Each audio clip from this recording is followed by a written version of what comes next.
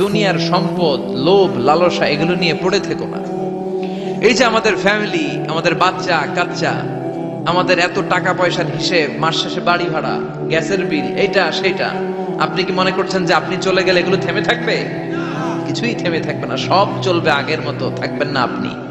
এজন্য শাহাদাত ফয়সাল ওনার ফেসবুকে সর্বশেষে লিখে গিয়েছিল, আমি হীন দুনিয়া, মানে এমন দুনিয়া যেটাতে আমি নাই।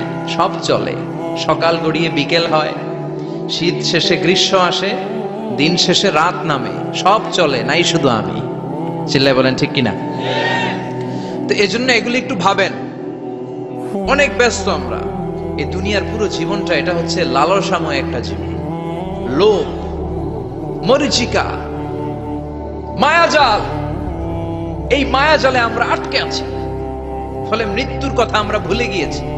পাগলের মতো ছুটছি, আরো টাকা লাগবে, আরো খ্যাতি লাগবে, আরো যশ লাগবে, আরো দাপট লাগবে। আমার এত টাকা দিয়ে কি হবে? এত সম্পদ দিয়ে কি হবে? এত ব্যস্ততা দিয়ে কি হবে তোমার? স্টপ, থামুন, অনেক হয়েছে, আর না। থামুন, take a rest, take a breath and think about death. Think that you have to go back to your Lord. একটু বসেন না, একটু ভাবেন যে আমাকে চলে যেতে হবে, চলে যেতে হবে। এই কোলাহল, এই ব্যস্ততা, এগুলো থাকবে, থাকবো না আমি। সাইয়েদনা ওমর ফারুক বলেছেন, মুতু ক্বাবলা আন তামুতু, মরার আগে একবার মরো। হাসিবু ক্বাবলা আন তুহাসাবু আলাইকুম, তোমার হিসাব নেওয়ার আগে তুমি একবার নিজের হিসাবটা করো না। কাগজ বের করে একটু লিখো না, কি কি ভালো কাজ করছিলা, যেগুলো দিয়ে নাজাতের ওয়াসিলা হতে পারে, 1 2 3, আর কি কি আকাম কুকাম করছো দেখো না, লিখে দেখো তোমার অবস্থাটা কি। মরার আগে একবার মরো। মরার আগে খাটের মধ্যে শুয়ে শটান করে চোখ বন্ধ করে একবার মরার ভান করে দেখেন কেমন লাগে। চোখটা বন্ধ করেন আর ভাবেন আপনি নাই, কি কি হতে পারে ভাবেন। আপনার ছেলে মেয়েরা কান্না জুড়ে দিবে, আপনার প্রাণের স্ত্রী বিলাপ শুরু করে দিবে, বন্ধু বান্ধবের চিৎকার আর মাতম, স্থানীয় এলাকার মসজিদে ঘোষণা, অমুক এলাকার নিবাসী অমুক ভাই, অমুকের ছেলে অমুক দুনিয়ায় নাই। সব আত্মীয়রা চলে আসবে, ফেসবুকে স্ট্যাটাস দেয়া হবে, সবাই সবাইকে জানাবে বিকাল 4টায় অমুক হাই স্কুল ময়দানে আপনার জানাজা। ছুটে আসবে, সবাই ছুটে আসবে আপনাকে শেষ বিদায় দিতে, গুড বাই জানানোর জন্য, আল ওয়াদা, বিদায় জানাতে আসবে সবাই। 4 তাকবীর দিয়ে আপনার জানাজা হবে, অশ্রুসিক্ত জানাজায় আপনার বিদায় হবে। কাঠের খাটিয়ার মধ্যে করে কাঁধে তুলে আপনারে কবরে নেওয়া হবে, আগে থেকে খুঁড়ে রাখা কবরটার মধ্যে আপনারে বিছিয়ে দেয়া হবে, বাঁশের কচি দিয়ে তার উপরে মাটির চাপা দিয়ে সব চলে যাবে। ভাবেন না একবার চোখ বন্ধ করে, this is the circle of life, this is the nature of life. এটা সবার হবে, আমার হবে, আপনার হবে। এত মায়া, এত ভালোবাসা কই যাবে? কেউ থাকবে না, সবাই আপনার অন্ধকার কবরে রেখে দিয়ে চলে আসবে। উপরে বাঁশের কঞ্চি, তার উপরে মাটির চাপা, অন্ধকার আর অন্ধকার। এই অন্ধকার যেন শেষ হতে চায় না, শুধুই অন্ধকার, ঠিক কিনা? এজন্য আমাদের চলে যেতে হবে। দাদা গেল, চাচা গেল, মামা গেল, আমাদেরকেও যেতে হবে, জোরে কোন ঠিক কিনা? একদিন মাটির ভেতরে হবে ঘর রে মন আমার, কেন বাঁধ দালান ঘর, প্রাণ পাখি উড়ে যাবে পিঞ্জর ছেড়ে,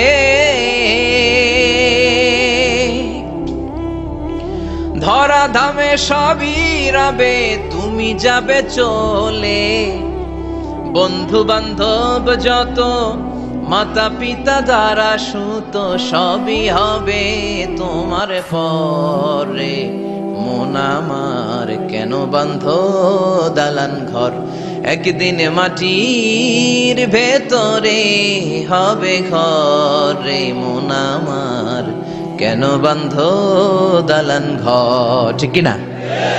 সব করে থাকবে, চলে যেতে হবে আমাদেরকে। এজন্য আখিরাতের কথা যেন আমাদের স্মরণ হয়। বিশ্বনবী বলতেন, নাহাইতুকুম আন জিয়ারাতিল কুবুর, আমি তোমাদেরকে কবর জিয়ারত করতে আগে নিষেধ করতাম, কিন্তু এখন নিষেধাজ্ঞা প্রত্যাহার করে নিলাম। এখন সব সময় তোমরা কবরের সামনে যাবা আর জিয়ারত করবা। কবরস্থানে যান, ওদিকে যান, আপনারা একটু যাবেন, একটু গেলে আখিরাতের কথাটা স্মরণ হবে। ওখানে ছোট শিশুরা শুয়ে আছে, কিশোর যুবকরা আছে, আপনার মতো তাগড়া যুবক মুরব্বীরা আছে।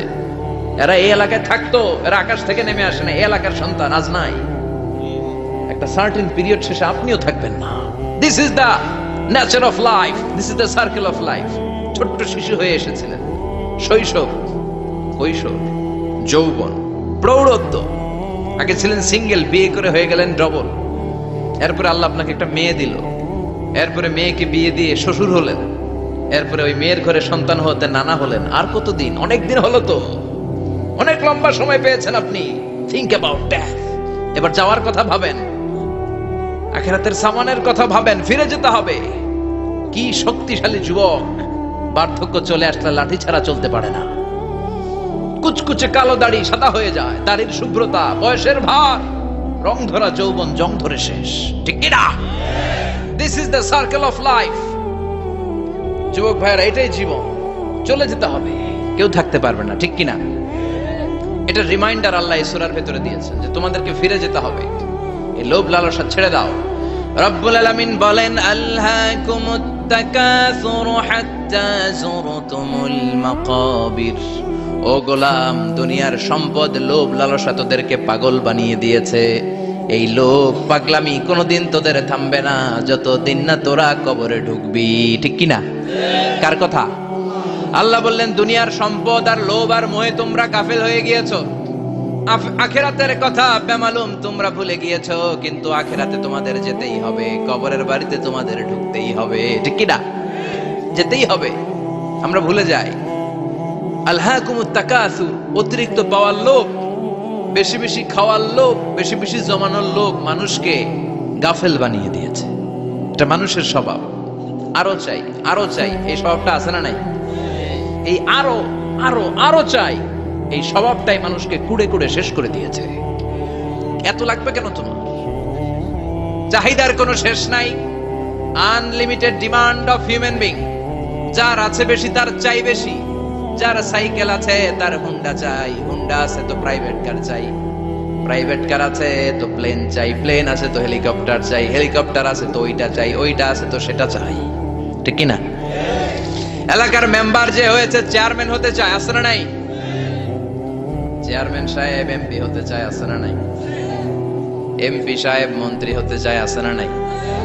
মন্ত্রী সাহেব প্রধানমন্ত্রী হতে চায়, আছে না নাই? কিন্তু এই দেশে সুযোগ নাই। কথা কন, এই দেশে প্রধানমন্ত্রী সিলেক্টেড। 2-3 জনের বাইরে কেউ প্রধানমন্ত্রী হইতে পারবি না, ঠিক কিনা? আমার এই জীবনে তো আমি 2-3 জনই দেখলাম। বেগম খালেদা জিয়া, মাননীয় প্রধানমন্ত্রী শেখ হাসিনার ছোট্টবেলা দেখেছি এরশাদকে, আমরা তখন ছোট। তো মানুষের চাহিদার কোনো শেষ নাই, যার আছে বেশি তার চাই বেশি।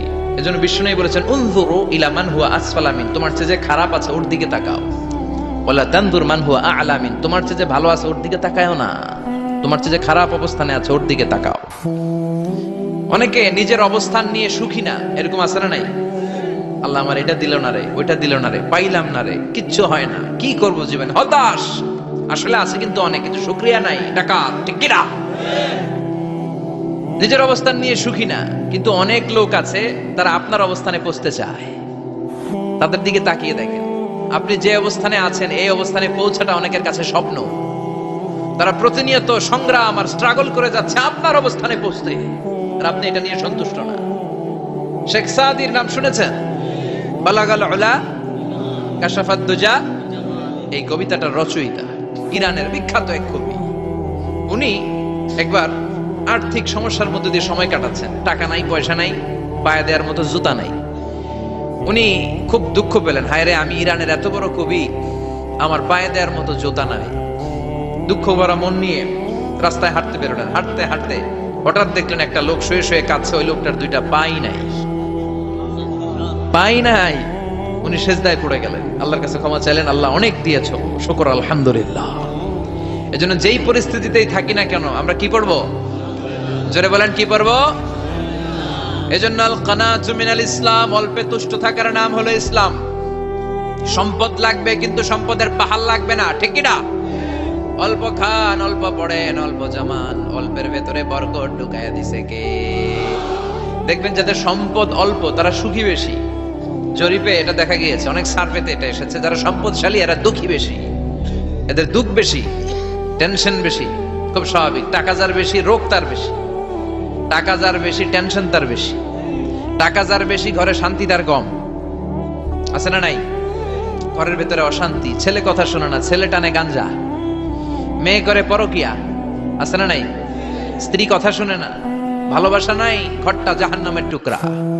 রোগ বালাই, এক একটা হসপিটাল বিল পরিশোধ করতে মাসে 5 লাখ 10 লাখ, আছে না নাই? কিছু খেতে পারে না, ডাক্তার একেবারে ডায়েট মেনু বেঁধে দিয়েছে, ডায়েট, ভেরি ডায়েট মেনু, এটা এটা এটা এটা কিছুই খাবেন না, শুধু গরু খাবেন না, খাসি খাবেন না, চিংড়ি খাবেন না, খালি ঘাস খাবেন, ইচ্ছে মতো ঘাস খাবেন, মানে ঘাস জাতীয় যত আইটেম আছে সব খাবেন, শাক খাবেন, সবজি খাবেন, সালাদ খাবেন, গরু, চিংড়ি, মুরগি, গোশত, ইলিশ কিছু খেতে পারে না। তাহলে রোগ বেশি, খাওয়ার মজা নাই, ঘরে সাংসারিক শান্তি নাই, খালি ব্যারাম আর ব্যারাম, ঠিক কিনা? কিন্তু সম্পদের পাহাড় করেছে। আর অল্প যারা খায়, অল্প পড়ে, রিক্সাওয়ালা, কুলিওয়ালা, অল্প বেতনের চাকরি, কিন্তু হক হালালি মেনে চলে, দেখবেন শান্তি আছে অনেক। হ্যাঁ, বাসা ভাড়া দেয়, ফ্যামিলি চালায়, বাচ্চাদের স্কুল বিল, এরপরও মাস শেষে 1-2 হাজার টাকা হাতে থেকে যায়। আর ওর প্রতি মাসে 10 কোটি টাকা ইনকাম, তারপরও ব্যাংকের ঋণ আছে না নাই? সুখ কারে বলে? কিভাবে আপনি সুখকে ডিফাইন করবেন? সুখ তো টাকায় কিনা যায় না, শান্তি টাকা দিয়ে হয় না, শান্তি দেওয়ার মালিককে। শান্তি আছে অল্প খেয়ে শুকর করার মধ্যে, শান্তি আছে আলহামদুলিল্লাহর মধ্যে, চিল্লায় বলেন ঠিক কিনা? এজন্য অল্প খাবো, অল্প পড়বো, অল্প জামাবো, অল্পের ভেতরে বরকত দিয়েছে কে? দেখেন ধনী ভাইরা খেতে পারে না, কিন্তু রিকশালার কি সমস্যা হয়? রিকশালারা সব খেতে পারে, কুলিওয়ালা, দিনমজুর, এরা একেবারে স্লিম সুঠাম দেহি, মেদহীন পেট, পেটে কোনো মেদ নাই, ভুড়ি নাই। আর কুটিপতিদের মেদ আছে না নাই? এত বড় বড় পেট, ঠিক কিনা? আমাদেরও পেট আছে, তবে হালাল পেট, এটা হারাম টাকা দিয়ে এই পুরি বানাই নাই আমরা, চিল্লায় বলেন ঠিক কিনা? রিকশাওয়ালা, কুলিওয়ালা নিজেও নামাজ পড়ে, বউও নামাজ পড়ে, বাচ্চাটাও নামাজ পড়ে, রিকশা চালায় আর জিকির করে লা ইলাহা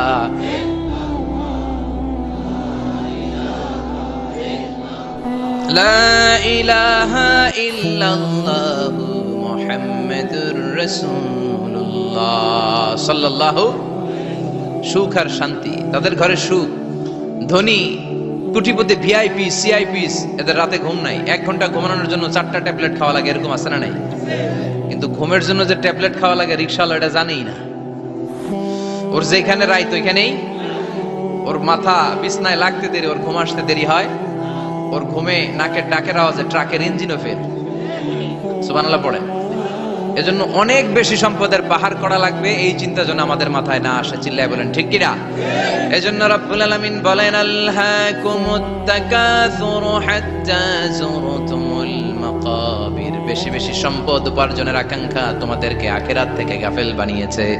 এই গাফলতি কশিন কালেও তোমাদের কমবে না যতক্ষণ না তোমরা কবরে ঢুকবা। হাত্তা যুরতুমুল মাকাবির, মাকবারাতুনের প্লুরাল মাকাবির, যতক্ষণ না কবরে না ঢুকবা, কবরস্থান তোমার আবাসস্থল না হবে, ততক্ষণ পর্যন্ত এই চাই চাই মানসিকতা কমবে।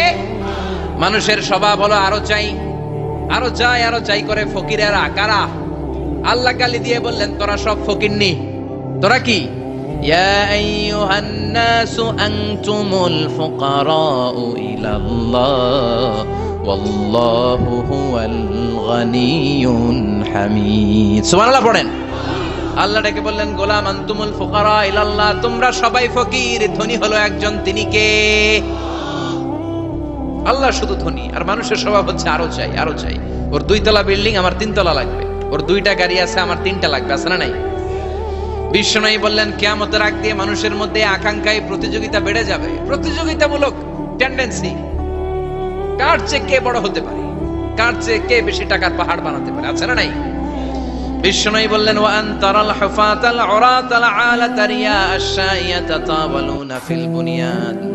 কিয়ামতের আগে এমন কিছু লোক যাদের গায়ে দেওয়ার মতো জামা ছিল না, পায়ে দেওয়ার মতো জুতা ছিল না, পেটে দেওয়ার মতো খাবার ছিল না, সমাজের কেউ তাদেরকে চিনতো না। হঠাৎ করে এই লোকগুলো ধনী হয়ে যাবে। And they will start to construct, they will compete to construct high rises building in the cities. শহরে গ্রামে এরা বড় বড় বিল্ডিং বানানো শুরু করবে। এই উঁচা উঁচা বিল্ডিং আমাদের সমাজে আছে না নাই? কৃষ্ণপুরে 2 তলা 3 তলা বিল্ডিং আছে নি? আছে। আজ থেকে 20 বছর আগে ছিল? আমি তো 20 বছর আগে যখন আসছি কিছুই ছিল না, খালি পানি আর পানি। আর এখন 2 তলা 3 তলার অভাব নেই। গরিপুর পাশে না আপনাদের? এদিকে গরিপুর। গরিপুরে যে বিল্ডিং আছে বাংলাদেশেও নাই, ঠিক কিনা? সারা বাংলাদেশের সবচেয়ে দামি জায়গা হচ্ছে গরিপুর বাজারের জায়গা, জানেন এটা? বসুন্ধরা, গুলশান, বনানী, বাড়িধারা, উত্তরার 3-4 ডবল দামে এই জায়গার, ঠিক কিনা? বিল্ডিং এর পর বিল্ডিং। আমি যখন ঢাকা যাই দেখি গরিপুর আসতেছে, মানে গরিপুরের বিল্ডিং আর শহরগুলো আস্তে আস্তে হাইওয়ের পাশাপাশি চলে আসতেছে। প্রতি বছর আইসা দেখি কিছু আগাইছে, 2-3 বছর পরে এইটা একেবারে হাইওয়ের সাথে চলে আসবে। খেয়াল করছেন? ঢাকা যাওয়ার সময় গরিপুর আগাইতেছে, খালি গরিপুরের বিল্ডিং, গরিপুরের শহর আগাতে আগাতে আগাতে ঢাকা চট্টগ্রাম মহাসড়কের কাছাকাছি চলে আসছে। এই যে বিল্ডিং বানানোর প্রতিযোগিতা, কুমিল্লা শহরে আজ থেকে 20-25 বছর আগে 5 তলা 6 তলা একটা বিল্ডিং ছিল না, এখন 10 তলা 20 তলা আছে না নাই? ঢাকায় আজ থেকে 20 বছর আগে 10 তলা বিল্ডিং খুঁজে পাইতেন আপনি? নাই। গোটা বিশ্বব্যাপী এখন টাওয়ার বানানোর প্রতিযোগিতা। বিশ্বনবী বলেন এদের কোনো টাকা ছিল না। পৃথিবীর সবচেয়ে বড় টাওয়ার এখন আরব দেশে, এদের কোনো টাকা ছিল না। আরব দেশের সৌদি আরব, কাতার, কুয়েত, বাহরাইন এখন স্বর্ণ আর তেলের খনি পেয়ে আল্লাহরে ভুলে যায়। এদের খাওয়ার মতো কিছু ছিল না। এদেরকে আমার দাদারে শুনতাম বলতো কাবলিওয়ালা বলতো। কি বলতো? এদেশে আসতো জায়নামাজ, তসবিহ ছড়া, খেজুর টেজুর বিক্রি করার জন্য। এরা জেলে পাড়ার লোক ছিল। আরব সাগরের তীরবর্তী এলাকার মানুষ, সাগরের মাছ মেরে এরা জীবন ধারণ করতো। আল্লাহ এদেরকে তেলের খনি দিলেন, গ্যাসের খনি দিলেন। এখন তারা বড় বড় টাওয়ার বানায়, আছে না নাই? বুর্জ আল খলিফা, কি উঁচা বিল্ডিং, 828 মিটার উঁচু। জেদ্দা আছে 1000 মিটার উঁচু কিংডম টাওয়ার। তাইওয়ানে আছে তাইপেডাং টাওয়ার 101 তলা। মালয়েশিয়া আছে পেট্রোনাস টুইন টাওয়ার 88 তলা। চায়নাতে আছে সাংহাই টাওয়ার, একটার পর একটা টাওয়ার। প্রতি বছর অ্যানাউন্স করতেছে যে ওদেরটা আছে আমাদেরটা বড় বানাও। কাতার কয় ওরা বানাইলে আমরা পারবো না কেন, আমরা বানাবো আরো বড়, আছে না নাই? শাগালাত কুমুত তাকাসুর, যে আরো লাগবে, আরো বড় হতে হবে, এই টেন্ডেন্সি মানুষকে আখিরাত থেকে একেবারে গাফেল বানিয়ে দিয়েছে। চিল্লায় বলেন ঠিক কিনা? টাকার পাহাড় বানাতে চায়, দরকার থাকলেও চায়, না দরকার থাকলেও চায়। বর্তমান পৃথিবীর সবচেয়ে ধনী লোকটার নাম জানেন কি নাম? হ্যাঁ, বিল গেটস। ওর যে কত টাকা ও নিজেও জানে না। ওর পকেট থেকে যদি $100 একটা বান্ডিল পড়ে যায়, এটা তুলতে ওর যত সময় লাগবে, ও না তুলে যদি হেঁটে, যে আইডিয়া নিয়ে হাঁটতেছিল ওইটা নিয়ে হাঁটে, ওদিকে আরো বেশি ইনকাম হয়ে যাবে। এত টাকা তার, এটা তোলার সময় তো তার নাই। ওয়ারেন বাফেট নাম শুনছেন? হাজার হাজার কোটি ডলারের মালিক। Prince Walid bin Talal, Saudi ধনকুবের নাম শুনেছেন? ওর একটা বিমান আছে, প্রাইভেট জেট প্লেন। এই বিমানটার 70% মেড অফ গোল্ড। বিমানের 70% স্বর্ণ দিয়ে বানানো। গত কয়েক বছর আগে আমি ব্রুনাই গিয়েছিলাম। ব্রুনাইয়ের সুলতানের নাম হাসান আল বালখিয়া। উনি একটা প্যালেস আরবিতে বলে কাসার, মানে হচ্ছে রাজপ্রাসাদ। পৃথিবীর সবচাইতে বড় রাজপ্রাসাদ ব্রুনাইতে বান্দার সিরি পেগাওনে অবস্থিত। আমি গিয়েছি ওখানে। প্রায় 1800 থেকে 2000 কক্ষ আছে ওই প্যালেসে, রাজপ্রাসাদে। ওই রাজপ্রাসাদের টয়লেটের কমোড গুলো মেড অফ গোল্ড, স্বর্ণ দিয়ে বানানো। নাউজুবিল্লাহ পড়বেন না? এই হাসান আল বালখিয়া নিজে বিমান চালায়। ওর সংগ্রহে 500টা রোলস রয়েস লাক্সারিয়াস কার আছে।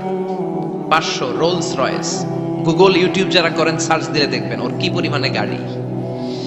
রোলস রয়েস গাড়ি হচ্ছে one of the luxurious car in the world. Car ব্র্যান্ডের মধ্যে যত দামি কার ব্র্যান্ড আছে, এর মধ্যে রোলস রয়েস একটা, যেগুলোর দাম কমসে কম এদেশের টাকায় 8 কোটি থেকে 10 কোটি টাকা। আচ্ছা বলেন, এই গাড়িগুলো যারা হাই প্রোফাইলের ভিআইপিস, তারা ফ্যামিলির সবাইকে যদি একটা করে গাড়ি দেয়, একজনের কয়টা গাড়ি দরকার? 5টা, 10টা, 20টা। বললাম যে 20টা গাড়ি লাগবে ওনার। 500 গাড়ি দিয়ে উনি কি করবে? তার সংগ্রহে 500টা রোলস রয়েস। স্বর্ণেরও গাড়ি আছে, তার স্বর্ণের পালঙ্ক আছে, আমি দেখে এসেছি। পোরশে, ফারারে, লাম্বরগিনি, এই টাইপের যে ব্র্যান্ড গুলো আছে, অভাব নাই। তার মানে আছে, যার বেশি চায় তত বেশি। চিৎকার করে বলেন ঠিক কিনা? এজন্য আল্লাহ বললেন আলহাকুমুত তাকাসুরু হাত্তা যুরতুমুল মাকাবির।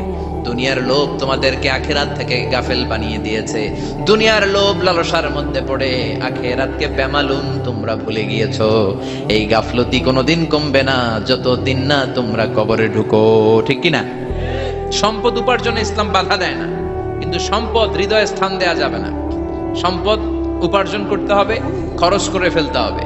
বেশি সম্পদশালী হতে হলে আল্লাহর সন্তুষ্টির জন্য যাকাত দিতে হবে। কে দিতে হবে? দে জাকাত তোরা দে রে জাকাত, তোর দিল খুলবে পরে আগে খোলো খাত। দে জাকাত তোরা দে রে জাকাত। ঠিক কিনা? দিল পরে খুলবে, আগে হাত খোলেন। হাত খুললে দেখবেন দিলটারে খুলে দিয়েছে কে? সাইয়েদনা মুসা আলাইহিস সালামের জামানায় ওনার চাচাতো ভাই ছিল মিশরের সবচাইতে বড় ধনী, যাকাত দেয় নাই। তার কি করুণ পরিণতি হয়েছে কোরআনে আছে না নাই? এত সম্পদ ছিল, তার সম্পদগুলো সে সিন্ধুকে আটকে রাখতো। আর এই সিন্ধুকের চাবিগুলো আলগানোর জন্য, কাঁধে নেওয়ার জন্য 10 জন লোক লাগতো। সিন্ধুক কাঁধে নেওয়ার জন্য, সিন্ধুকের চাবির গোছা কাঁধে নেওয়ার জন্য কয়জন? তাহলে কি পরিমাণ সম্পদ ছিল? সাইয়েদনা মুসা বললেন, সম্পদের মালিক তুই হস নাই, আল্লাহ বানাইছে। কারণ বলে, ইন্নামা উতিতুহু আলা ইলমিন ইনদি, আল্লাহ আমারে সম্পদ দেয় নাই, আমি আমার মেধা খাটিয়ে সম্পদ বানিয়েছি। যাকাত আমি দিব না। মুসা বললেন, তাহলে আযাবে পড়বি। কারণ কয় পারলে আযাবান। আল্লাহ বললেন, ফাখাসাফনা বিহি ওয়া বিদারহিল আরদ, ও মুসা নিরাপদ দূরত্বে চলে যাও, এখনই ভয়ঙ্কর ভূমিকম্প হবে, আযাব দেব। কারণ সহ কারণের সব সম্পদ আমি জমিনের ভেতরে ঢুকায়া দেব। আমি নিজে কারণের বাড়ি দেখে এসেছি।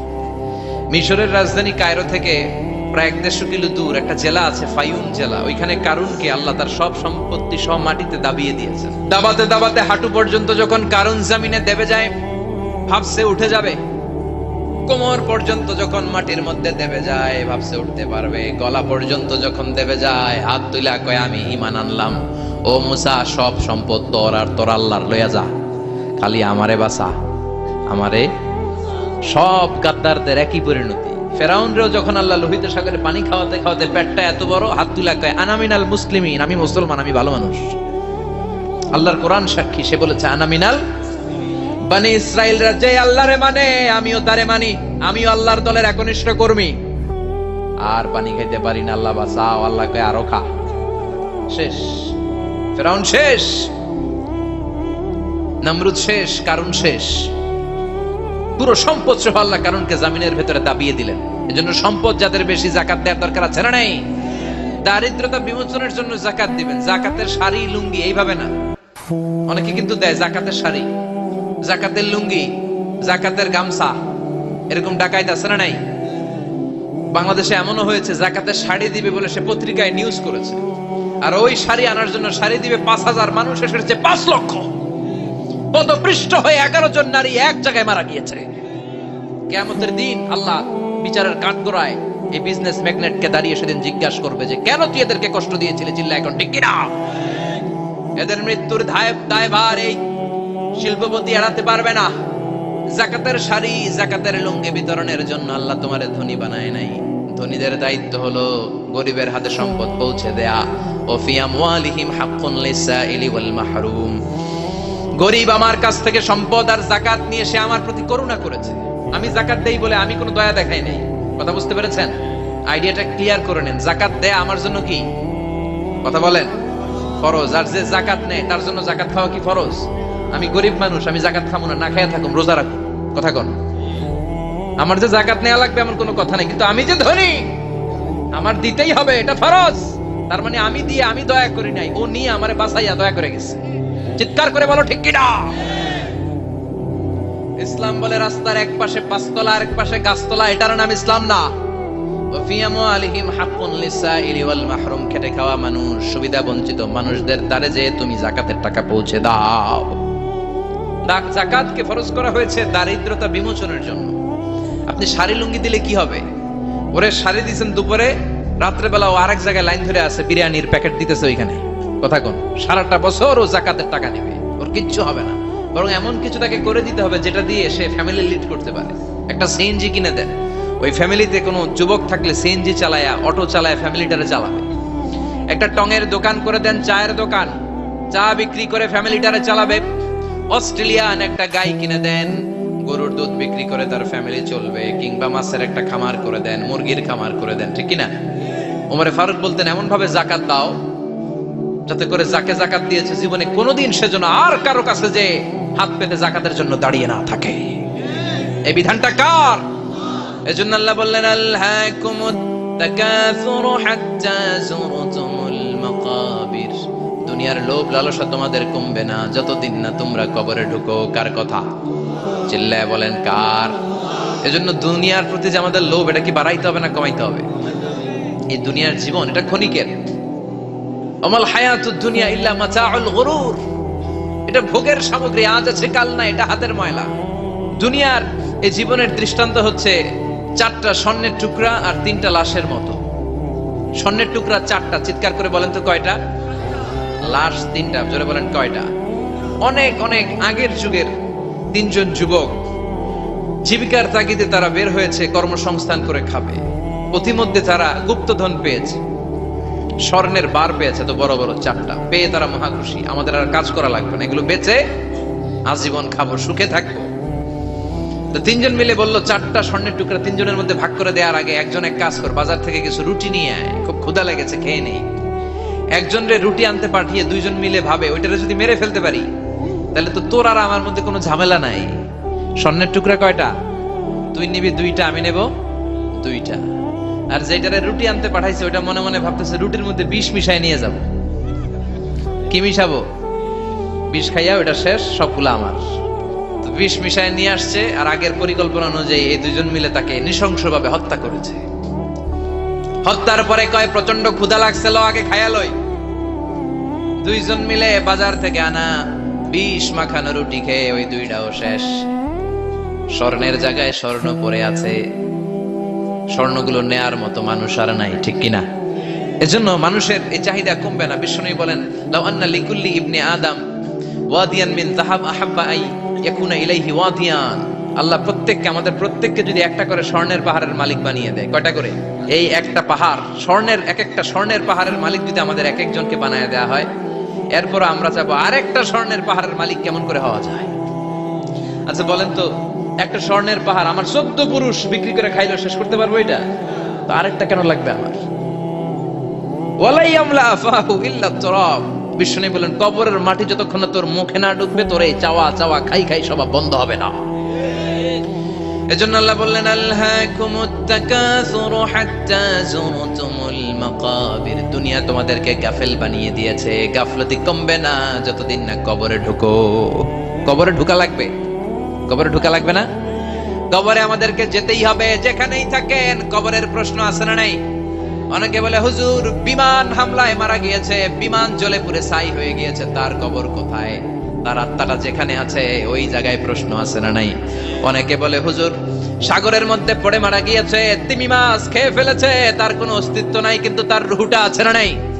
প্রতিটা রুহু সংরক্ষণ করে কে? প্রত্যেকটা আত্মা আল্লাহর কাছে সংরক্ষিত থাকে। প্রতিটা রুহু, প্রতিটা মানুষ মালাকুল মাউতকে দেখতে পায়। আপনিও দেখবেন, আমিও দেখব।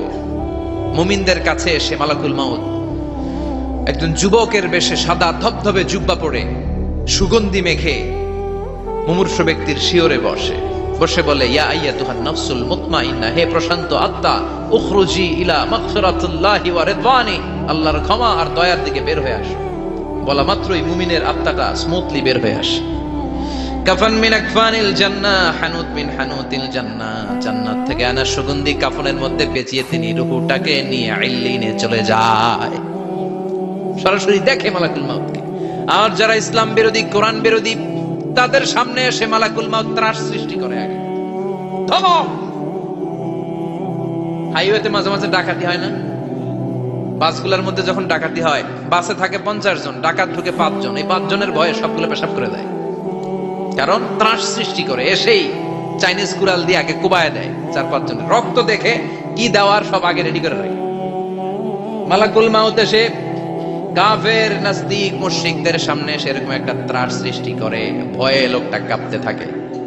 ওর কাছে ভদ্র ভাষায় কথা বলে না, সুন্দর জামা পরে আসে না, কালো কুচকুচে চেহারা, ভয়ঙ্কর একটা রূপ নিয়ে, আকৃতি নিয়ে ইসলাম বিরোধীদের মাথার সামনে আসে, দুর্গন্ধযুক্ত চেহারার দেহ নিয়ে ধমক দিয়ে বলে, ও পাপাত্তা, ইয়া আইয়াতুহান নাফসুল খাবিসা উখরুজি ইলা গাদাবিল্লাহ, এ পাপাত্তা, আল্লাহর রাগ, ক্রোধ আর গজবের দিকে বের হয়ে আয়।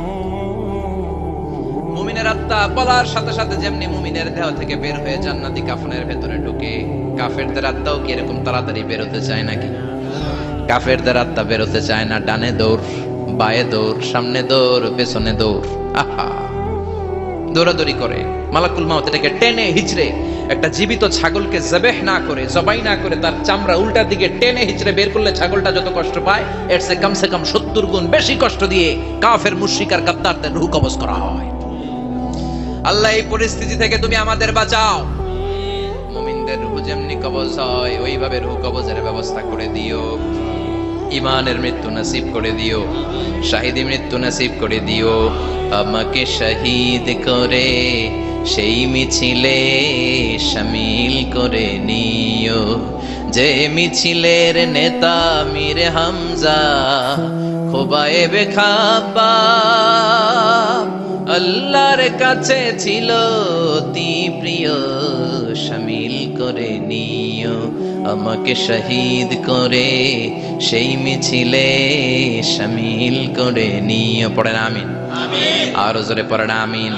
তার মানে বিমান দুর্ঘটনায় হোক, কিংবা লঞ্চ ডুবিতে হোক, কিংবা আগুনে পড়ে হোক, কিংবা আত্মঘাতী হামলায় হোক, যে যেখানেই মারা যায়, কবরের 3টা প্রশ্ন তার জন্য আছে না নাই? ইসলাম বিরোধীদের জন্য প্রশ্ন 3টা, আপনারা যারা মুমিন তাদের জন্য 4টা, আপনাদের জন্য একটা বেশি। আলহামদুলিল্লাহ কোন? কবরে এসে প্রথম প্রশ্ন করবে মুনকার নাকির যখন চলে আসবে, 40 কদম যখন আত্মীয় স্বজনরা লাশটাকে কবরের মধ্যে দিয়ে 40 কদম চলে যায়, তখনই ফেরেশতা চলে আসে। আহা, শেষ, সব শেষ। এসেই পরীক্ষা শুরু। মার রব্বুক, তোর রবের নাম কি? চিল্লায় বলেন আমাদের রবের নাম কি? আমরা বলবো রব্বি আল্লাহ, আল্লাহ আমারে রব।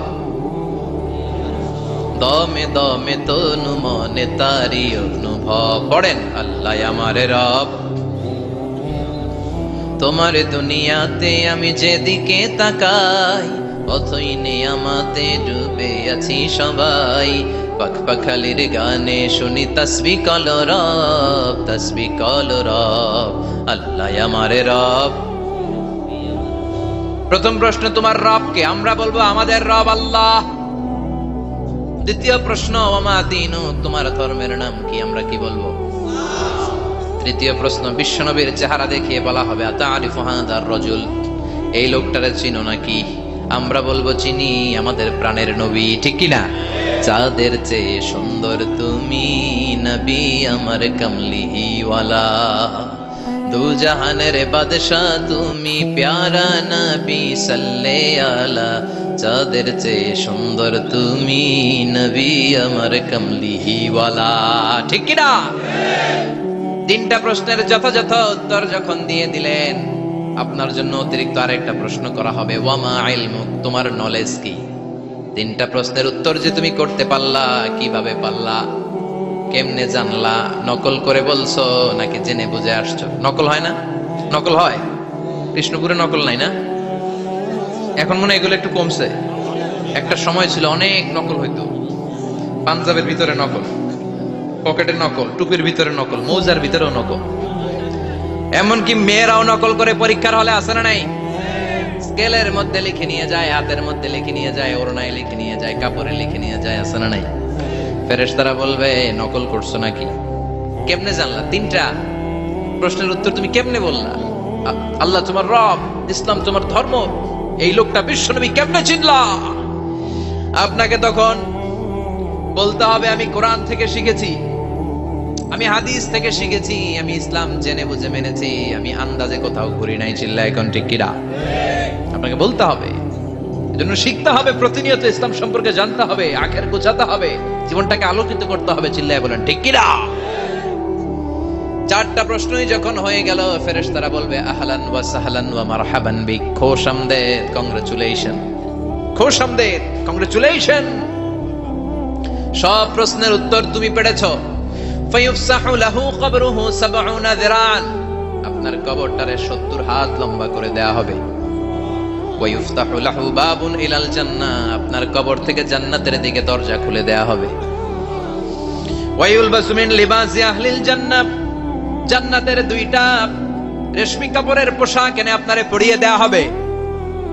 আর বলা হবে নাম কানাউমিল আরুস, ঘুমাও, sleep, you should get some sleep now, তোমাকে লম্বা সময় পাড়ি দিতে হবে, ঘুমাও। কানাউমিল আরুস, যেমনি বর বাসর রাতে আরামসে ঘুম দেয়, বাসর রাতে যেমনি বর কনেকে নিয়ে মধুর ঘুম দেয়, তুমিও ঘুমাও, কেউ তোমার ঘুম ভাঙবে না। মালাক ইসরাফিলের কিয়ামতের জন্য ইসরাফিলের সিংহায় যে ফুৎকার আছে, ওই ফুৎকার ছাড়া কোনো কিছুই তোমার ঘুম ভাঙাতে পারবে না। আলহামদুলিল্লাহ পড়েন। আল্লাহ আমরাও যেন 4টা প্রশ্নের উত্তর দিয়ে লম্বা একটা ঘুম দিতে পারি, পড়ে না আমিন। ওয়া আম্মাল কাফির ওয়া আহলুশ শিমাল, আর ইসলাম বিরোধী যারা, তাদের সামনে আসবে মালাকান আসওয়াদান আজরাকান, কৃষ্ণ বর্ণের দেহ, নীলাভ বর্ণের দুটো চোখ, গায়ের রং কালো, চোখের রং নীল। দেখতে কেমন লাগে? আলিফ লাইলার ভূতের মতো। কথা কন। গায়ের রং কালো, চোখের রং নীল। ফেরেশতা দুইটা আসবে, এসে ত্রাস সৃষ্টি করবে, এসে বলবে, বল তোর রবের নাম কি? মার রব্বুক। ইসলাম বিরোধী মুশরিক কাফের নাস্তিক এরা বলবে, আমি জানি না আমার রবকে, আমি জানি না। আমি তো আজীবন শুধু চেয়ার করেছি, মদ খেয়েছি, আমি ধর্ষণে সেঞ্চুরি করেছি দুনিয়ার বুকে, আমি টেন্ডারবাজি করেছি, চাঁদাবাজি করেছি, আমি মাস্তানি করেছি। আমার দাপটে এলাকার ইসলাম প্রিয়রা বাসায় ঘুমাতে পারে না। আমি ছিলাম টেন্ডারবাজ, আমি ছিলাম গডফাদার, সন্ত্রাসীদের লিডার, আমি ছিলাম ডন 1 2 3 সব।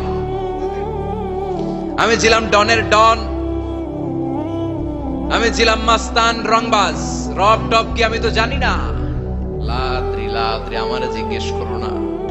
আবার প্রশ্ন করা হবে, ওয়ামা দীনুক, তোর ধর্মের নাম কি? বলবে লা আদরি, আমার কোনো ধর্ম নাই, আমার কোনো ধর্ম নাই, আমি শুধু মৌজ মাস্তিতে ছিলাম, আমি আনন্দ ফুর্তি করেছি, ইসলাম নিয়ে আমার মাথা ব্যথা ছিল না। আজীবন ইসলামরে আমি বাস দিয়েছি, চিল্লায় বলেন ঠিক কিনা? ইসলাম বিরোধীদের সাথে ছিল আমার চলাফেরা, আমার সব সাঙ্গ পাঙ্গ ছিল গুন্ডা বদমাশ ইসলাম বিরোধী। রব কি, ইসলাম কি, এগুলো আমি জানি না। আমার এগুলো জিজ্ঞেস করো, ধর্ম কি আমি জানি না, আমি কিচ্ছু মনে করতে পারছি না।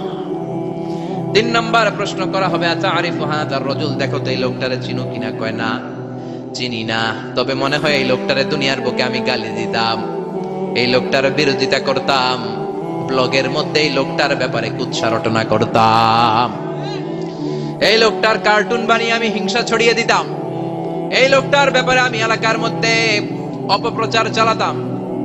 ফেরেশতারা বলবে, তাই? এই ছিল তো ডিউটি।